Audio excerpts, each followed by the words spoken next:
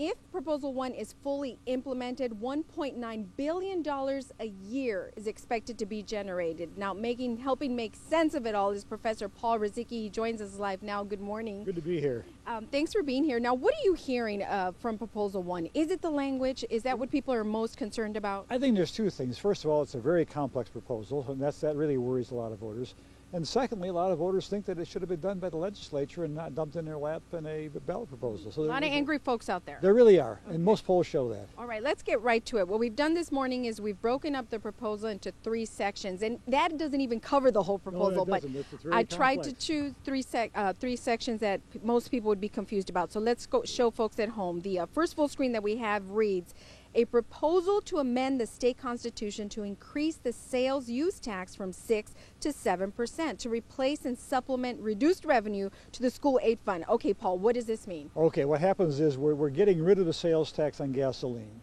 That would normally mean a loss of funds for the schools. So to replace that lost revenue, we're going to add that 1 cent tax from 6 to 7%. And that will replace some school funds and actually a little bit more than that. Okay, this is important to note because I think most people think by reading this that now my money is going towards school aid fund. Why is that happening? But the reality is it was already happening. It was already happening. The money was already there, so we're taking it away from so it would be a loss, except for this. This replaces what would be the lost revenue from the getting rid of the gasoline sales tax. Okay, very quickly, I have an example. So if someone buys a new car, let's say for $20,000, they'd be paying an extra $200 in sales tax. That's the reality. That's right. That's right. It's going to increase. It is a tax increase. There's no way around that. Okay. So you're going to spend another penny on the dollar for whatever you buy. All right, Paul, thank you so much. You're going to be sticking around. We are going to be breaking down Proposal 1 for you. Remember, tonight there is a town hall meeting here at Doyle Ryder Elementary, and that starts at 5:30 this evening. For now, live in Flint, Elsie Lujan Hayes, NBC 25.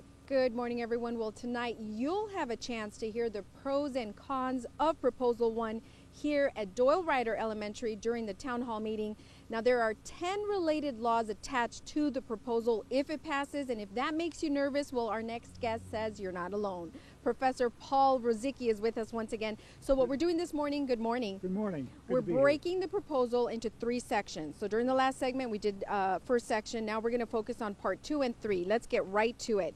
Part of the proposal says, if we can show viewers, local units of government caused by the elimination of the sales use tax on gasoline and diesel fuel for vehicles operating on public roads. That is a mouthful. What does that mean, Paul? What it means is we're going to get rid of the sales tax on gasoline, and to replace the loss of sales tax revenue for local governments, they're going to get revenue from that 1 cent increase in the sales tax. I think a lot of people might be confused. They think, well, why do I have to pay for a sales tax that's being eliminated? But that's part of the proposal. It's like you're removing one, but it triggers another That's tax. right, because if we didn't replace it, we would see a huge loss for cities and villages, for police and fire and things like that. They would really be hurting. And they already get money from the sales tax. We're already Okay. paying for those All already. right, very quickly, the next full screen. And to give effect to laws that provide additional money for roads and other transportation purposes by increasing the gas tax and vehicle registration fees. What does this mean, Paul? What it means is we now pay 19 cents a gallon on gas. It would change it to a percentage, about 14.9%. That would be guaranteed to go to roads and only to roads. Okay, I like to keep things simple, so here's what it means. If we pay $1 a gallon for gas, a gallon, Right. we pay right now 19 cents That's more. correct. If with Proposal 1 for $1 on gas, we would pay what? 14.9 cents. But it fluctuates based on what the gas as price the gas is. price goes up, the gas tax would go up as well. But that's dedicated only for roads and roads alone. Okay, all right, Paul, thank you so much. Good to You're be here. sticking around. If you missed some of the other proposal sections that we're talking about this morning, stick around. We're going to continue to cover them at 6 and 6:30. For now, live in Flint, Elsie Lujan Hayes, NBC 25. 100 little words that you're going to see on May 5th on the ballot. That's what we're talking about this morning. Let's quickly look at the full screen that we have for viewers on the proposal. We've been breaking it down into sections, and here it is, part of it. And to give effect to laws that provide additional money for roads and other transportation purposes by increasing the gas tax and vehicle registration fees. Joining me once again is Paul Rozycki. Very quickly, a lot of folks have a problem with this. Why? Yeah, well, the problem is it's confusing. What it's going to do is get rid of the current 19 cents fuel tax and replace that with a 14.9% fuel tax. That will probably mean a few more dollars depending on the price of gasoline, and that will, though, be guaranteed for transportation. Nearly all of it going to roads, a little bit going for public transportation as well, though. Okay, and so one of the things that a lot of people may not know is that depending on the price of gas, that could actually drop, Yeah, if right? gas were $1, you'd only pay 14.9 cents instead of 19 cents. So, but if gas goes up to $5, it's going to be higher. Okay, so this morning we broke down the proposal into different sections. That was part of the core. I think that's the core issue for the proposal. That's the key thing. Thank you, Paul. Let's turn over to Flint Councilman Juan-Toise Davis. You're hosting that town hall meeting tonight.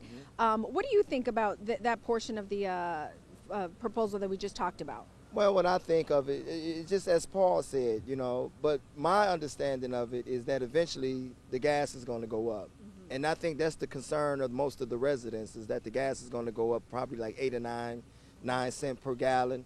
And because gas is always fluctuating. So that's why you want people to come tonight so that they can get informed. What time should they come? They should come at 5:30 p.m. And tonight is an informative meeting, and I think people should be educated and be able to make an educated decision on May 5th.